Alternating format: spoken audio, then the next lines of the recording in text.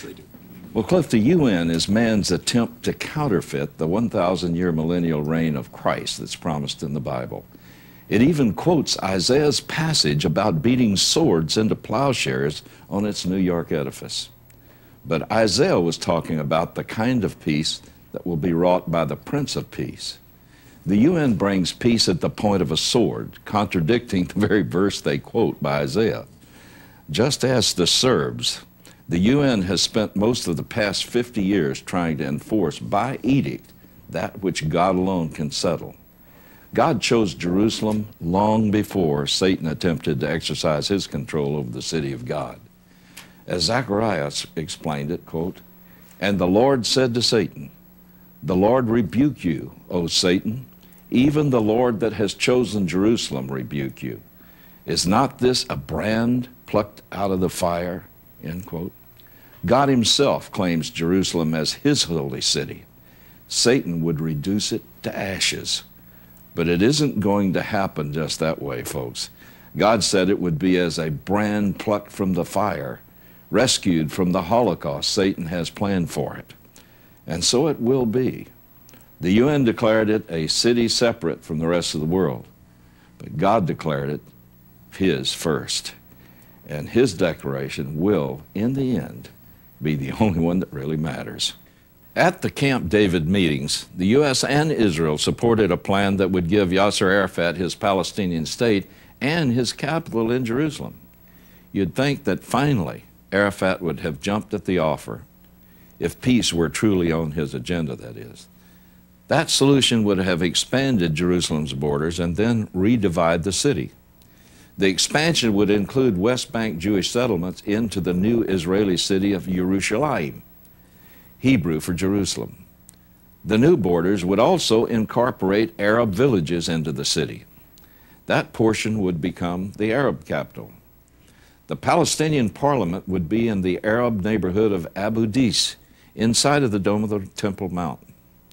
This sleight of hand with borders of the city would give the Arabs everything they previously wanted. Arafat turned it down.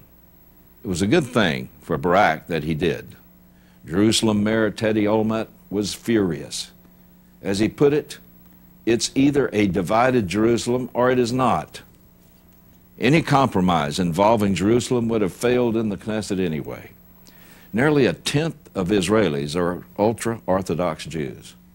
Without their support, Barak's government would collapse like a house of cards.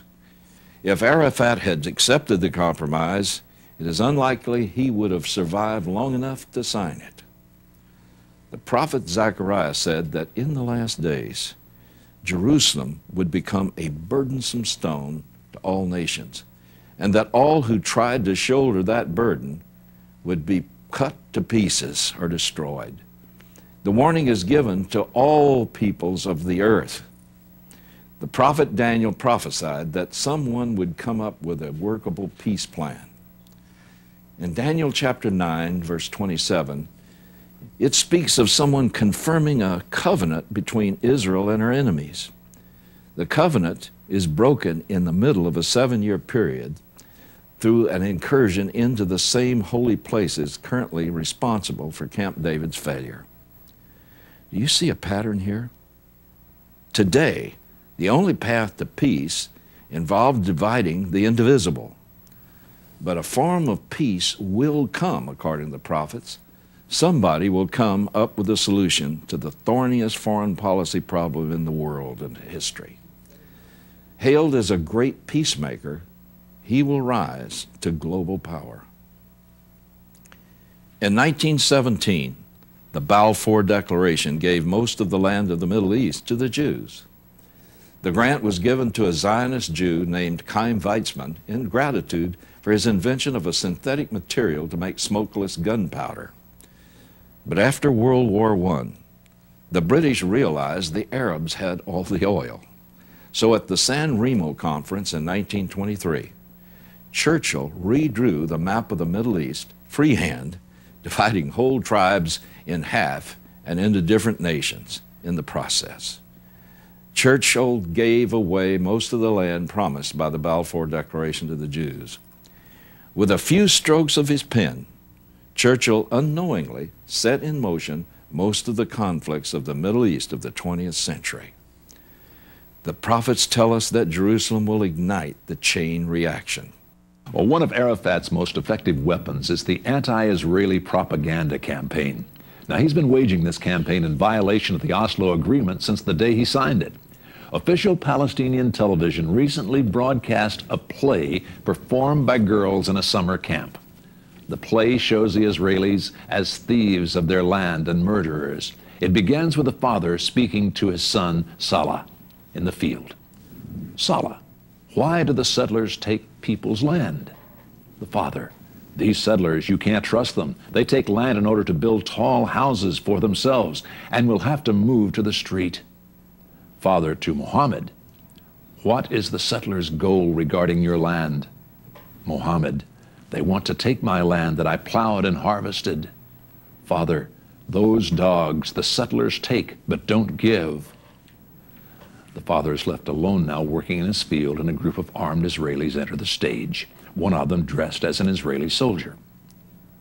Father, get off my land, leave my land, stop taking people's land.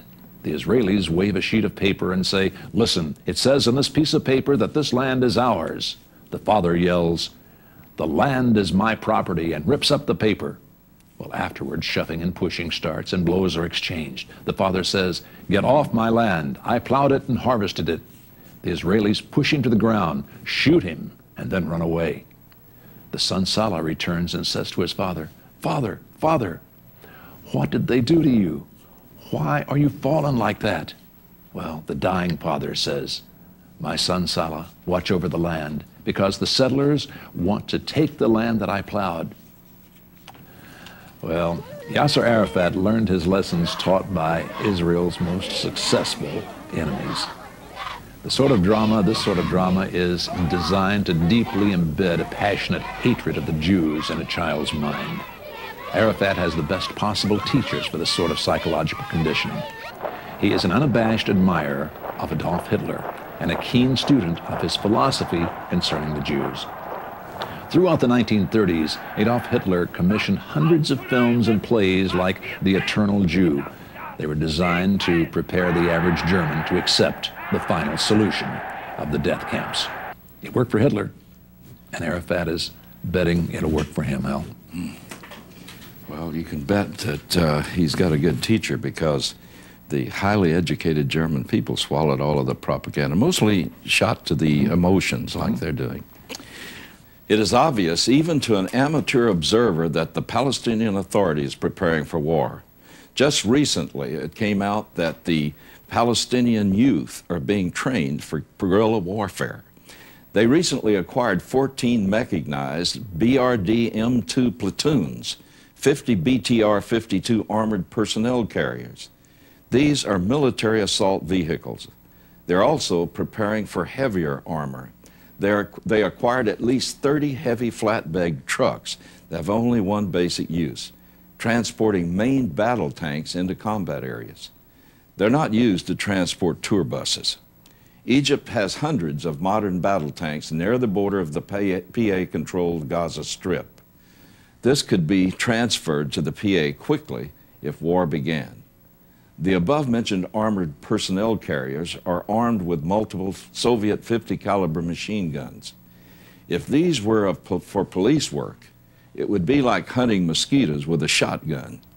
These machine guns pack a punch roughly 3 times that of the US M16 rifle. The Soviets developed the BTR-52 armored personnel carriers from 1950 to 1960, primarily for use by the Muslim clients against Israel. Its effectiveness was proven by the Soviets in Afghanistan, which has conditions very similar to Israel's. It is a perfect fighting vehicle for the terrain and conditions found in Israel. Its speed and firepower make up for its lighter defensive armor plating. It is especially deadly at night. It is equipped with night vision equipment and can carry 20 assault troops at speeds of up to 75 miles per hour in rough terrain.